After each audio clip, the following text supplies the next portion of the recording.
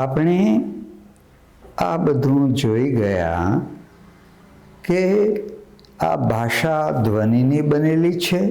ધ્વનિઓ મળી અને અર્થવાળા શબ્દો બન્યા. એને પાછું બીજું રૂપ તે પ્રત્યયો પણ ભળ્યા. અને એમ આ આપણે વિચાર સામે છેડે પહોંચાડી શકીએ છીએ. હવે તમે આ સૃષ્ટિમાં બધે તમે જુઓ તો તમને બધાય નામ નામ નામ દેખાશે. જેમ કે પંખો, પંખો, શાળા, ખુરશી, મેજ, ટેબલ, ચોપડી, ચોક, હું. જો આજે બધા આ નામો નામો નામો દેખાશે. વળી તો કે પંખો તો કે ફરે છે, ચોપડી છે, જો પંખો ફરે છે. નોટમાં રમેશ લખે છે, રમેશ નોટમાં લખે છે. તો જુઓ આ બધા નામો છે. ભાષામાં મુખ્ય બે પ્રકારના શબ્દો, બે પ્રકારના પદો છે. તે એક તો બધા નામ છે, નામ વર્ગ છે, અને બીજા બધા તે ક્રિયાપદો છે. નામ છે અને ક્રિયાપદ છે. એટલે કે નામ અને સંસ્કૃતમાં એને આખ્યાત કહ્યા છે. તો મૂળ મુખ્ય શબ્દના બે પ્રકાર છે. એક બધા નામો છે અને બાકી બધા કેટલાક બીજા ક્રિયાપદો છે. તો આપણે આ હવે જરા ઊંડા ઉતરવું છે કે આ બધા નામો જે છે, તો અહીંયા તમે જુઓ તો કે પર્વતમાંથી નદીઓ નીકળી. હવે હમણાં આપણે ક્રિયાપદ વિશે નથી જોવું. પહેલાં જરા આપણે નામ વિશે જોઈએ. આમાં જરા તમે નામ જોજો કે હિમાલયમાંથી ગંગા યમુના નીકળી. ગંગાનું પાણી સ્વચ્છ છે. હું પોતે ભણાવીશ. ભલે સામે ટોળું હોય, ટોળું, લશ્કર, કાફલો આવે કે ધણ આવે, મને બધા પ્રત્યે દયા, માયા, લાગણી છે, લાગણી છે, ક્રોધ નથી. હવે આમાંથી તમે નામ નામ બધા તારવો કે આમાં નામ ક્યાં ક્યાં છે અને ક્રિયાપદો ક્યાં ક્યાં છે. આપણે તો અત્યારે માત્ર નામ વિશે જોઈએ કે પર્વતમાંથી નદીઓ નીકળી. જો આપણે શબ્દ અને પદનો ભેદ આપણે જોઈ ગયા છે કે વાક્યે પ્રયોજિત શબ્દ પદ. તો વાક્યમાં જ્યારે પ્રયોજાય ત્યારે એને પ્રત્યયો પણ લાગે છે. કેટલેક ઠેકાણે એમાં વિકાર પણ થતો હોય છે પ્રત્યયો લાગતા પહેલા. તો આ પછી પદ બન્યું. જો જેમ કે છોકરો નામ છે, આ છોકરો એ નામ થયું. પણ છોકરાએ કહ્યું. તો જુઓ આ છોકરો કહેવું તે ક્રિયાપદ છે, પણ આ જે કહ્યું ક્રિયાપદ છે. પણ આ છોકરામાં શું ફેરફાર થયો? તો કે છોકરોનું રા થઈ ગયું. જો આ વિકાર થયો, ફેરફાર થયો.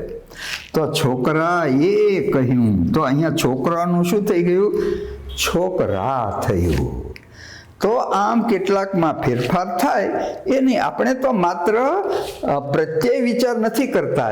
અત્યારે માત્ર નામનો વિચાર કરીએ છીએ કે અહીંયા જે આ નામો છે, આપણે માત્ર નામો આપણે જોવા છે. હા, તો હવે તમે અહીંયા જુઓ કે પર્વતમાંથી નદીઓ નીકળી છે. અહીંયા બધા પદો છે, પણ આપણે તો એમાંથી પ્રત્યયો બાદ કરી અને આપણે માત્ર નામ જોઈએ. તો આ જે પર્વતમાંથી, તો પર્વત નામ થયું, નદી નામ થયું. તો આ કોઈ ચોક્કસ પર્વતની વાત કરી નથી કે જે પર્વતનું ચોક્કસ નામ હોય એની વાત નથી કરી. અહીંયા તો બધાય પર્વતના લગતા બધી વાત કરી છે.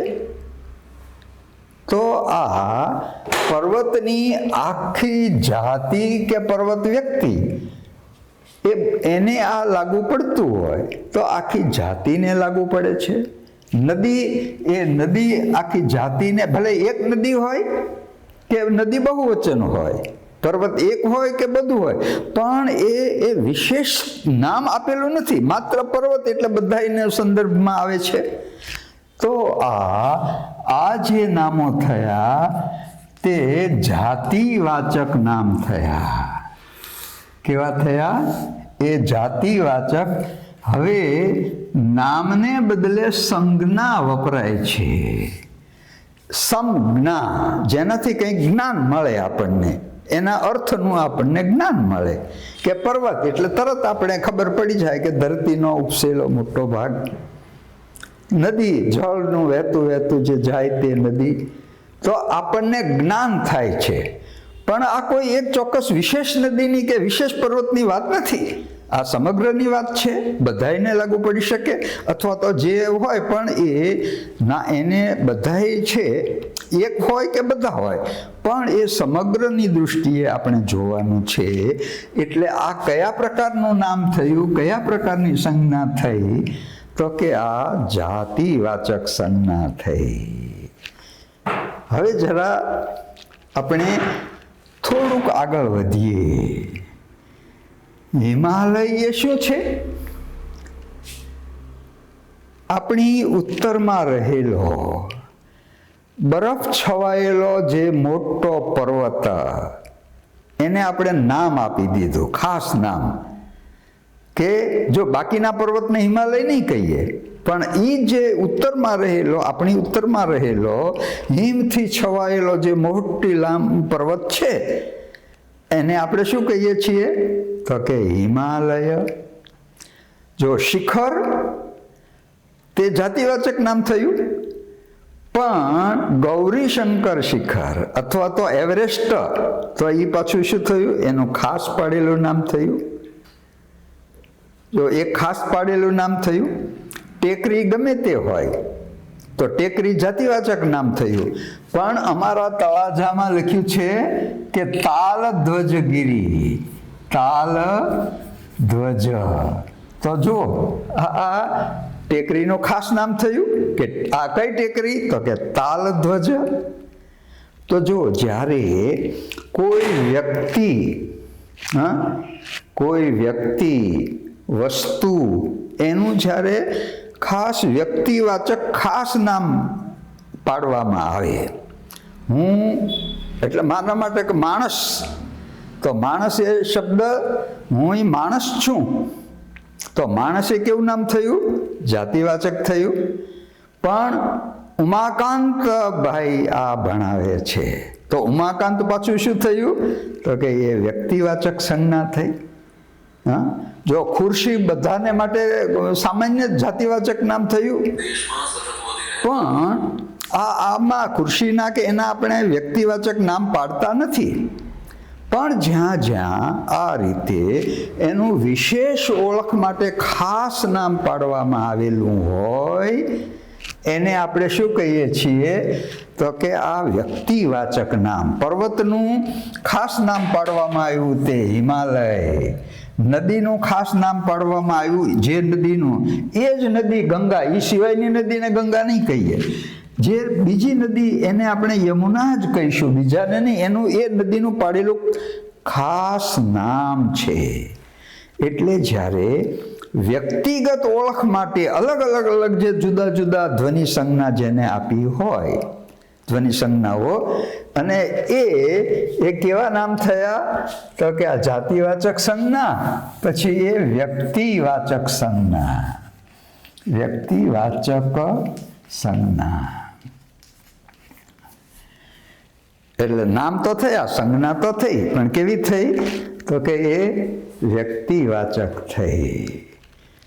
હવે અહીંયા જરા જુદી વાત આવશે કે ગંગાનું પાણી એ આખી જાતિ છે? એ તો પદાર્થ છે, એ દ્રવ્ય છે. હા, અમે ઘી લીધું છે તો ઘી એ પદાર્થ છે. હા, મગ, મઠ, ચણા, અનાજ, સોનું, આ બધા શું છે? તો કે પદાર્થો છે. અને પદાર્થ માટે સંસ્કૃતમાં દ્રવ્ય કહેવામાં આવે છે ને, દ્રવ્ય. તો આ દ્રવ્યવાચક નામ છે. એટલે દ્રવ્યવાચક સંજ્ઞા એ પદાર્થ દેખાડે છે. એક જરા વિશેષી વાત કરી દઉં કે દ્રવ્યવાચક, હા, આ જે દ્રવ્યવાચક હોય ને, દ્રવ્યવાચકનું બહુ ન થાય. જો દ્રવ્યવાચક હોય ને એનું બહુવચન ન કરાય. જો તમે કાંઈ પાણી ઓ એમ વાપર્યો, શબ્દ વાપર્યો છો, અમે ઘી ઓ લીધા, તો ઘી ઓ વાપરીએ છીએ, ભલે ગમે માપમાં દેખાડી શકો, એને તમે માપ દેખાડી શકો કે 5 કિલો ઘી લીધું, પણ તમે ઘી ઓ તેને બહુવચનમાં વાપરો છો. એટલે દ્રવ્યવાચક નામ હોય એનું બહુવચન ન કરાય. તો આ જે છે એ દ્રવ્ય થયું. સોનું તે દ્રવ્ય થયું, લોઢું તે દ્રવ્ય થયું, લાકડું તે દ્રવ્ય થયું. આ બધા જે પદાર્થો છે ને એ બધા શું છે? દ્રવ્ય દેખાડે છે. ચાલો, ઝેર કયું નામ છે? વિચાર કરો. ઝેર,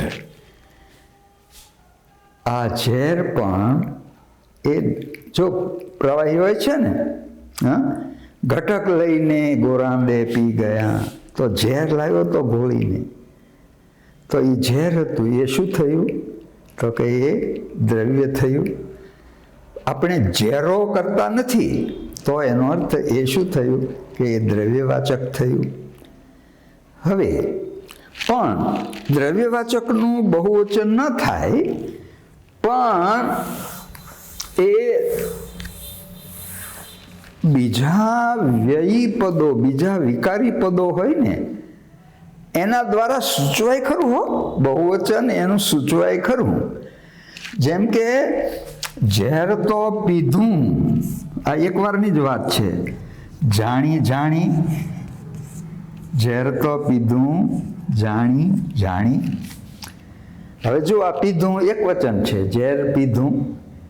પણ આપણા એક બહુ સરસ લેખક મનુભાઈ પંચોળી, દર્શક, એમણે એની બહુ સારી નવલકથાનું નામ આપ્યું છે કે ઝેર તો પીધા, પીધા જાણી જાણી.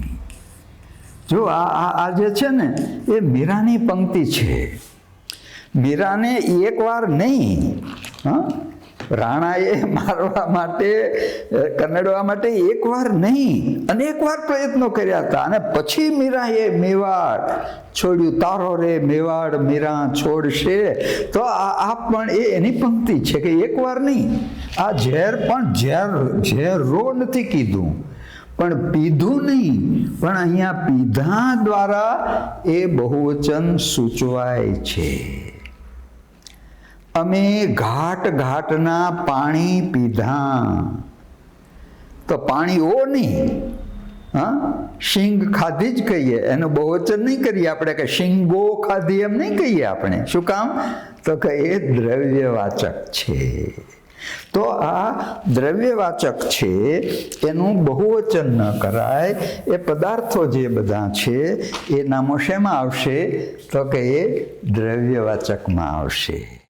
જો આપણે જે વાત કરતા હતા એ પહેલાં નામ, હજી આપણે એના વિશે આગળ જોઈશું કે નામ પણ નામને બદલે જે વપરાય તે સર્વનામ કહેવાય.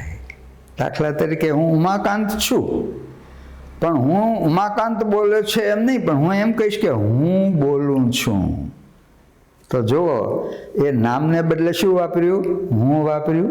તો નામને બદલે જે વપરાય તે સર્વનામ થયું, અને જે પોતે, જાતે, પંડે એ સ્વવાચક સર્વનામ છે.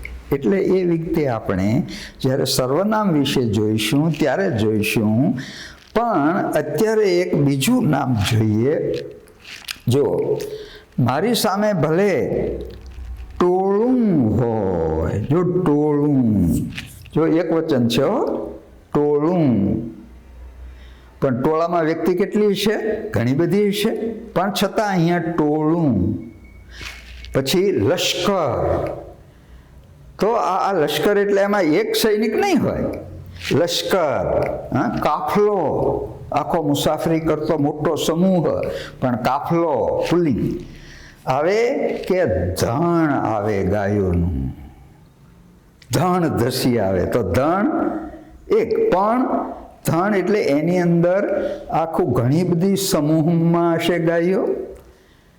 તો જે નામ એ આખો સમૂહ દર્શાવે, આખો જે નામની અંદર આખો સમૂહ સમાવિષ્ટ થયેલો હોય તે નામ તે સમૂહવાચક સંજ્ઞા કહેવાય.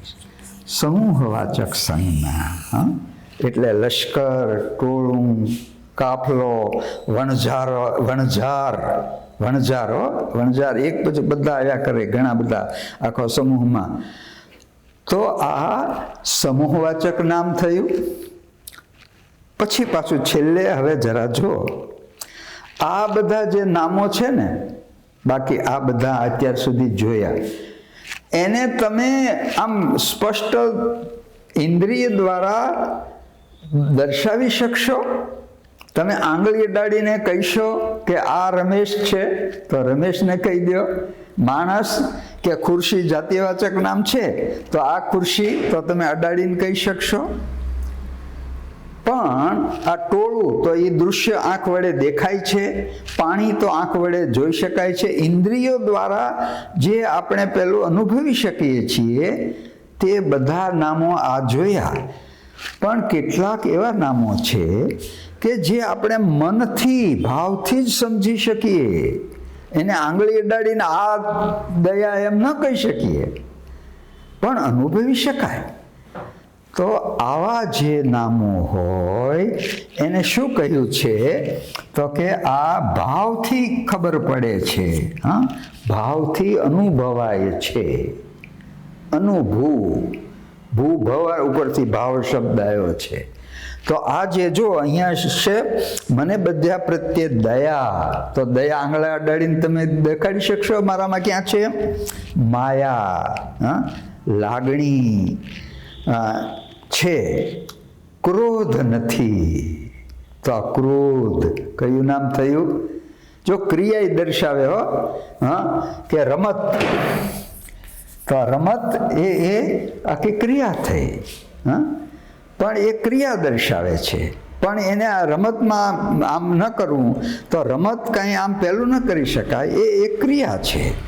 તો જે ભાવ કે ક્રિયા પણ જે ભાવ દ્વારા અનુભવી શકાય તે નામ તે કેવા થયા? તો કે ભાવવાચક સંજ્ઞા. ભાવવાચક સંજ્ઞા.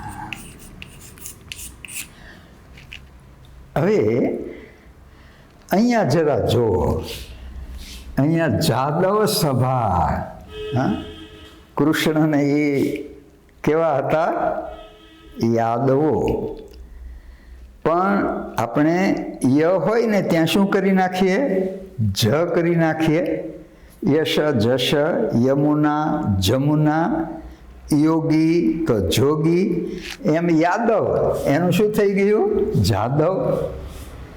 તો આ જાદવ, જાગને જાદવા, તો જો જાદવા બરાબર જાદવ હતો એટલે. તો અહીંયા આ એક જાદવ સભા શબ્દ યાદ રાખી લેવાનો કે નામના પ્રકાર ક્યાં? તો કે જાદવ સભા. હવે જા એટલે જાતિવાચક, જો બધે પૂર્ણ વિરામ કર્યા છે એટલે એ સંજ્ઞાનો સંક્ષેપ આવી ગયું કે જા એટલે જાતિવાચક, દ એટલે દ્રવ્યવાચક, વ એટલે વ્યક્તિવાચક. જો વ્ય તો પહેલા વ બોલાયો છે. આ વ્ય છે ને એમાં પહેલા શું આવ્યો? વ આવ્યો છે. તો વ એટલે વ્યક્તિવાચક, સ એટલે સમૂહવાચક અને ભા એટલે ભાવવાચક. એટલે તમને માત્ર જાદવ સભા યાદ રાખી લ્યો એટલે તમને આ નામના 5 પ્રકાર છે એ તમને ખ્યાલ આવી જાય.